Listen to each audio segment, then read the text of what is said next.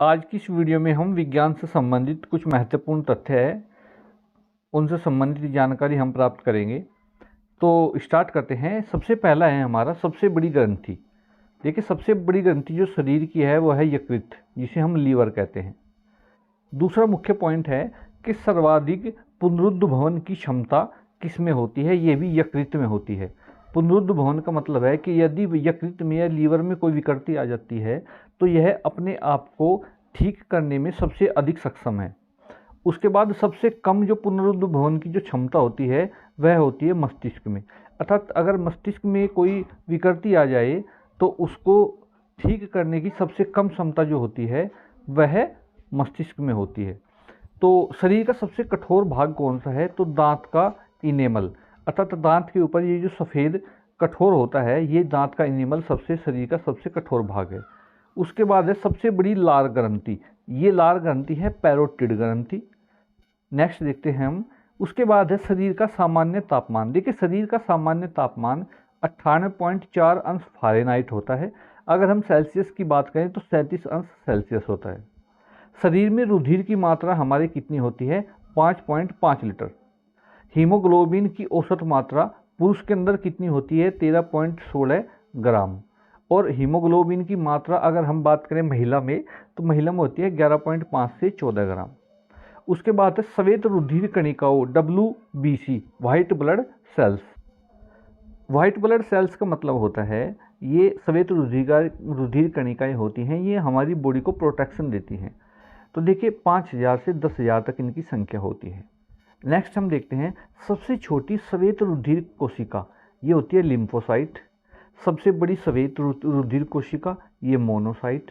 लाल रुधिर कोशिका अर्थात RBC, रेड ब्लड सेल्स, इनकी जो जीवन काल होता है वह होता है 120 दिन का। और श्वेत रुधिर कणिकाओं का जो जीवन काल होता है वह होता है 2 से 5 दिन का।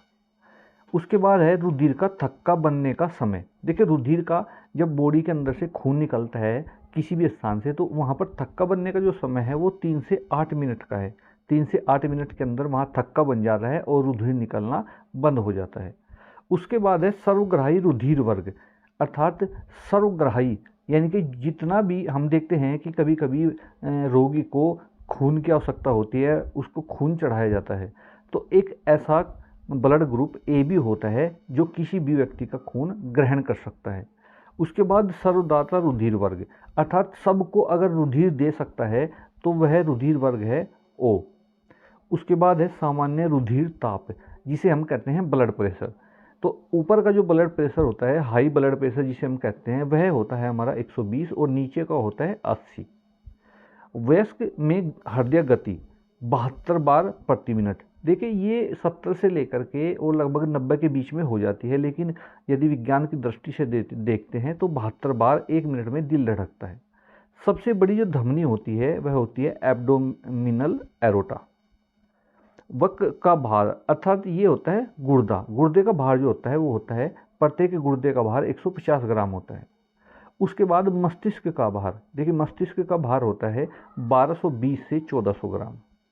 मेरुदंड की लंबाई, रीढ़ की हड्डी की जो लंबाई होती है वो 42 से 45 सेंटीमीटर होती है। क्रेनियल तंत्रिकाओं की संख्या 12 जोड़ी होती है और स्पाइनल तंत्रिकाओं की संख्या 31 जोड़ी होती है। सबसे लंबी जो तंत्रिका होती है वो होती है सिएटिक और सबसे पतली और छोटी तंत्रिका होती है ट्राकिलियर। उसके बाद है सबसे बड़ी तंत्रिका ट्राइजेमिनल, सबसे बड़ी तंत्रिका होती है ट्राइजेमिनल और सबसे छोटी कोशिका होती है सबसे बड़ी होती है तंत्रिका कोशिका न्यूरॉन। सबसे बड़ी जो अंतःस्रावी ग्रंथि है वह होती है थायराइड की ग्रंथि, सबसे बड़ी अंतःस्रावी ग्रंथि होती है।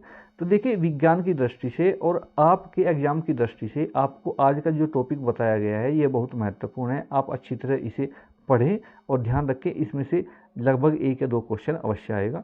धन्यवाद।